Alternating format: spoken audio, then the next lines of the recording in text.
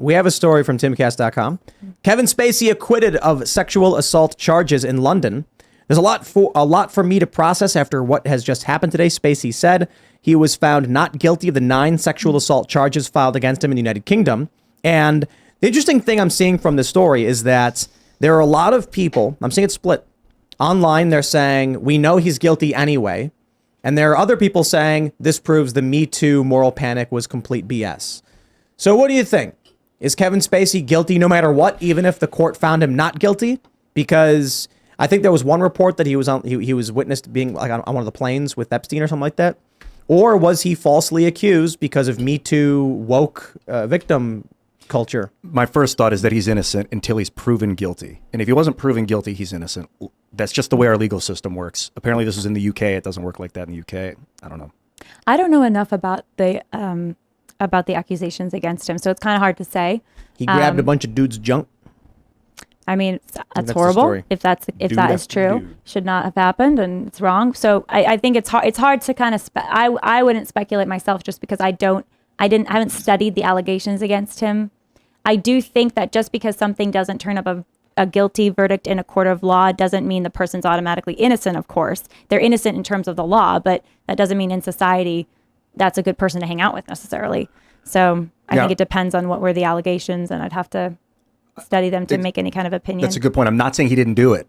It's different. He's just legally innocent. Right, of course. And that's why the court of law matters a lot. I think some of the people who accused him died, right? I've heard that. Something like that. I do think this is part, back to what you were saying, I think you were kind of speaking to maybe a concern about authoritarianism. Was that kind of where you're going with that? I'm very, very anti-government. So. I see. And I think there's a lot of wisdom to being wary of a government getting too big and too powerful. So I think there's a lot of wisdom to that. But I'm speaking more when I talk about, sexual ethics, less about the government imposing exactly whether or not you make sexual mistakes. I don't think that's even possible, right? It's one thing to ban pornographers from selling porn. It's another thing to, have a camera in every house to see, are you looking at porn? That I would never say is the right thing to do. That's abuse in and of itself. But I think the question that I'm more speaking to is what's the right way for us to behave in a society? What's healthiest? What's best? What's the moral path?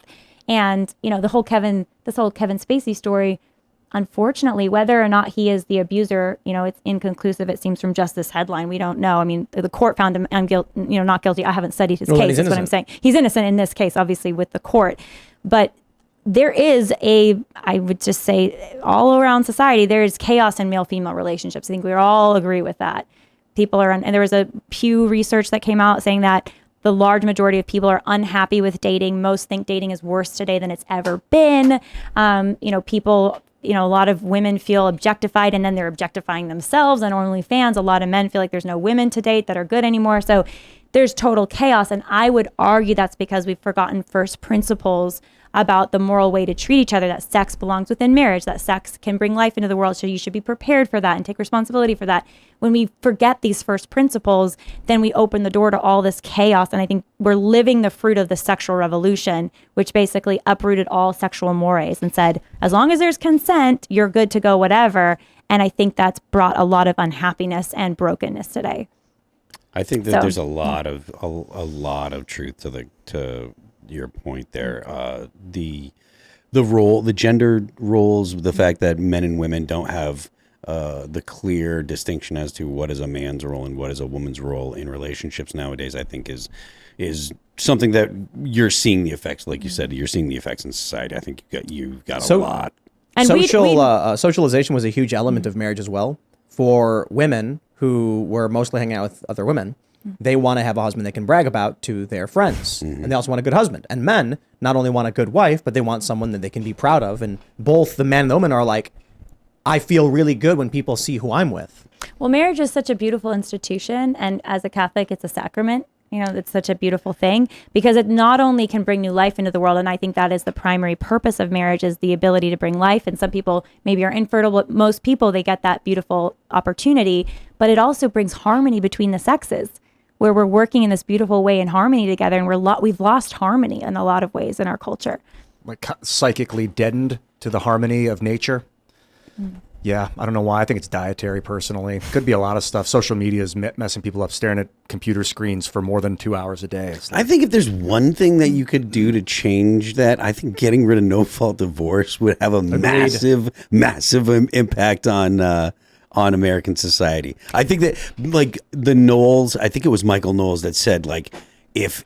like the way that him and his wife were saying, there will never be a divorce because if there is a divorce, whoever proposes the divorce gives up everything or something like that. That's a good idea. Yeah, whoever proposes the divorce should be saying, "Look, I'll give up everything." Not like I want a divorce and I'm getting half of the. That's the prenup. It just says anybody who proposes a divorce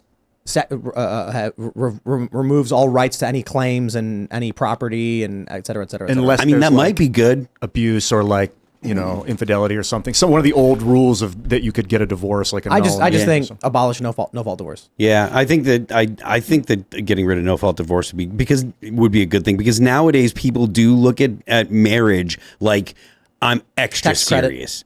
Yeah, but because I think I think that men might think like that. I don't think women think of things like that. I think that they want to say they like the I'm married kind of like mystique that goes with it more than men would. But at the same time, there are plenty of people that would get married just for a tax credit too. After last year, after Roe v. Wade was overturned, there was all of these articles, and we just did actually a satirical video at Live Action about these articles, but they were from like Vox and these different news companies about all these people who said my sex life is going to change forever because Roe was overturned.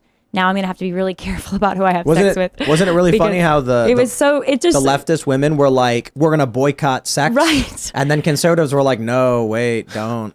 I mean, but it just shows, like, I mean, first of all, it is a fact that abortion is backup contraception. And even the people who claim contraception stops abortion, they know that and they're lying. That's contraception only increases the abortion rate ultimately because it gives people this false sense of security that, oh, I'm going to have sex. I'm not ready for being a parent. I'm not even married. I'm going to have sex. Oops. I get pregnant. Okay, well, abortion's my backup contraception. That's the way it's operating. That's why we have 2,500 abortions a day in this country.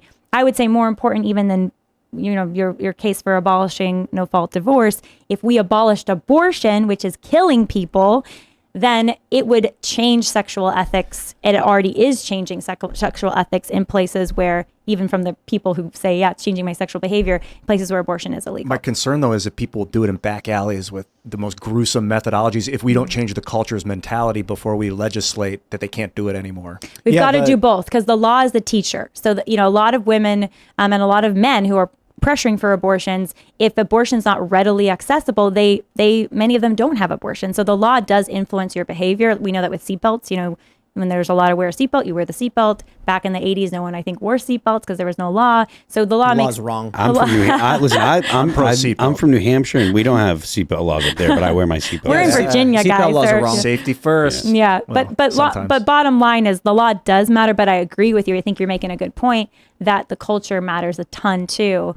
And that's where, talking about this stuff is so important and having open conversations. Because I think a lot of people, ultimately we want love, like sex at the end. Yes, there's sexual gratification.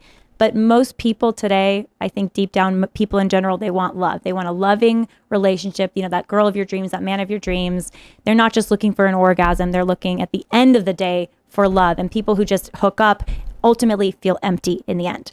So talking about how do we actually achieve that? Well, if you start putting sex back into marriage and getting to know each other before sleeping together, like really get to know each other, really understand, is this someone I share values with? Would I want to raise a family with? That would do so much to improve relationships. But what do you think about no-fault divorce? Would you be open to getting rid of it? You know what? I'm torn because first of all, I would have to study a lot more what the nuances might be, because I do think we have an epidemic of abuse today. We do have a ton of abuse. But that's nothing to do with no-fault divorce. If someone's abusing their spouse, they can get a divorce. I agree. It's not caused by no-fault divorce. I agree with that. No. But abuse is fault, meaning I understand. If you abolish no-fault divorce and abuse occurs, you get a divorce. It's true in theory, right? But in practice, it's very tricky because in practice, proving abuse when it's he said, she said in a court of law can be very difficult. So I'm not saying we shouldn't get rid of no-fault divorce. I'm very much, open to that because I do think we have a divorce problem and we're just divorcing for stupid reasons. And I think that's bad. I think we're just, I want to follow my dreams. We weren't compatible anymore. And then there's these beautiful children who are left in the chaos of that. And then we so pretend. long as no then we fault pretend divorce yeah. exists, there's no marriage. That's kind of how I felt. Like I got burned in my 20s. There's no commitment Yeah. till Yep. death do us part. If at any point you can just sign a paper and it ceases to exist. Yeah. I mean, I agree that it's way too easy to get in a divorce. I agree with that. So I think there's maybe varying degrees of what you mean by abolishing no-fault divorce, but I agree that it's too easy to divorce and too many people do it too quickly. Don't get married. Absolutely. That's it's that simple. Well, even more Marriage- importantly than don't get married if you're just going to quit on the marriage, because I think that's absolutely right.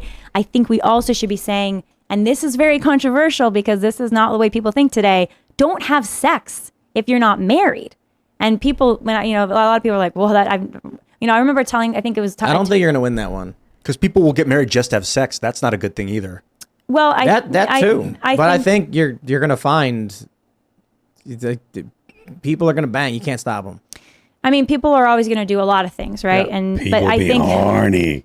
But I think it's more. I do think it's possible to have self-control. I think it is. I think it's possible to have a sexual attraction for someone and not hook up with them. 100%. But that's you, right? Like the reason these things exist is because humans do these things. That's it. If it were as simple to say like people should have self-control, these things wouldn't exist. They'd have self-control, but they don't want to. That's why I brought up the point about liberals ultimately just downloading their brains into computers because they're chasing carnal pleasure. They don't care about anything else. They don't care for the future. They care about short-term gratification. That's it. I do think you can work on your behavior. So I know a guy as an but you example. need- you can't- they're not going to. Hold on. I know a There guy, for has to example. be I know a guy. desire. That's like it's like Yeah. so like I'm an alcoholic. I don't drink anymore. But like you can't get someone that's doing something, whether it's detrimental to themselves or not. You can't get them to change behavior unless they want to. So like the fundamental thing that you're talking about of we need to get people to change their behavior. I get it, but you're dealing with people that have a totally different philosophical point of view from you, and don't even start with there are people like this is something that I've had to come to terms with in the past 5 or 10 years or so. But there are people out there whose starting principles are so different they don't even believe that you can engage in a conversation honestly with another person. They believe it's all power games. Thanks for watching this clip from the Timcast IRL podcast. Hang out with us live Monday through Friday at 8 p.m. and become a member over at timcast.com for uncensored, members-only shows exclusive. Thanks for hanging out, and we'll see you all next time.